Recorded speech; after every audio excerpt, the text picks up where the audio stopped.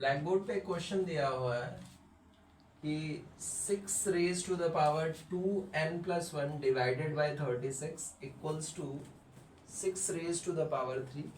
इस क्वेश्चन में हमें कैलकुलेट करना है find the value of x। Normally ये एक्सपोनेंट का क्वेश्चन है और इस क्वेश्चन को सॉल्व करने के लिए हमें एक फॉर्मूला यूज करना पड़ेगा। x raise to m divided by x raise to n equals to x raise to m minus n। ये बेसिकली फॉर्मूला है एक्सपोनेंट का जिसका हम यूज करेंगे इस क्वेश्चन को सॉल्व करने के लिए। चलिए देखते हैं क्या करेंगे। सबसे पहले जैसा कि क्वेश्चन दिया हुआ है हमने क्वेश्चन को कॉपी किया। 36 लिखा हुआ है, अगर हम इसको पावर के फॉर्मेट में लिखें, एक्सपोनेंट के फॉर्मेट में लिखें तो 36 को हम लिख सकते हैं 6 raise to the power 2 now equals to 6 raise to the power 3। यहाँ हमने देखा कि अगर बेस हमारे सेम होते हैं और बीच में अगर डिवीजन का साइन है, इस केस में जो पावर्स होते हैं वो सब्ट्रैक्ट हो जाते हैं। सिमिलरली इस केस में भी हम यही करेंगे। 6 raise to the power 2n+1 divided by 6 raise to the power 2 equals to 6 raise to the power 3। अब हम क्या करेंगे, चूंकि दोनों के बेस सेम है तो इस पावर को हम सब्ट्रैक्ट करेंगे तो हो जाएगा 6 raise to the power 2n+1 और ये 2 ऊपर गया तो -2 equals to 6 raise to the power 3।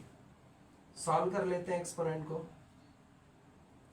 2n+1 -2 ये हमें क्या देगा, +1 और -2 ये हमें -1 देगा और यहाँ हो गया 6 रेज टू द पावर 3।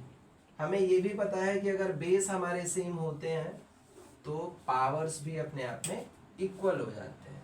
तो हम क्या लिखने वाले हैं, 2n-1 equals to 3। 2n equals to, अब हम 1 को ट्रांसपोज कर देंगे और ये इधर आकर के साइन को चेंज करेगा और माइनस कन्वर्ट हो जाता है हमारा प्लस में। 2n 3 + 1 हो गया 4 और सिमिलरली n की वैल्यू अगर हमें निकालनी हो तो हम 4 को डिवाइड करते हैं 2 से और यहाँ हमारी वैल्यू आ गई कैंसिल आउट होने के बाद 2। तो फाइनली n की वैल्यू हमारी हो गई 2। अगर हम इसको वेरीफाई करना चाहें तो हम वेरीफाई भी कर सकते हैं। वेरीफाई करने के लिए हम क्या करेंगे, जो इक्वेशन दिया हुआ है उसमें हम n की वैल्यू 2 पुट अप कर देते हैं।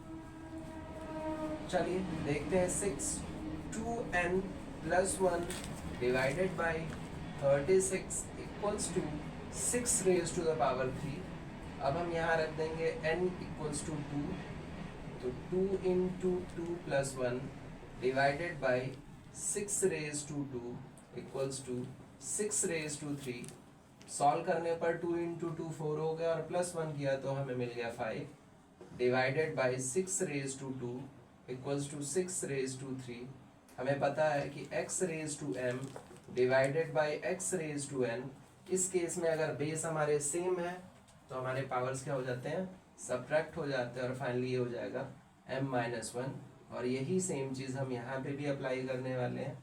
6 raise to 2 equals to 6 raise to 3, 6 raise to 5 -2 equals to 6 raise to 3 और finally 6 raise to 3 equals to 6 raise to 3। यहाँ हमने देखा LHS जो है वो RHS के इक्वल है और हम कह सकते हैं कि now this question is very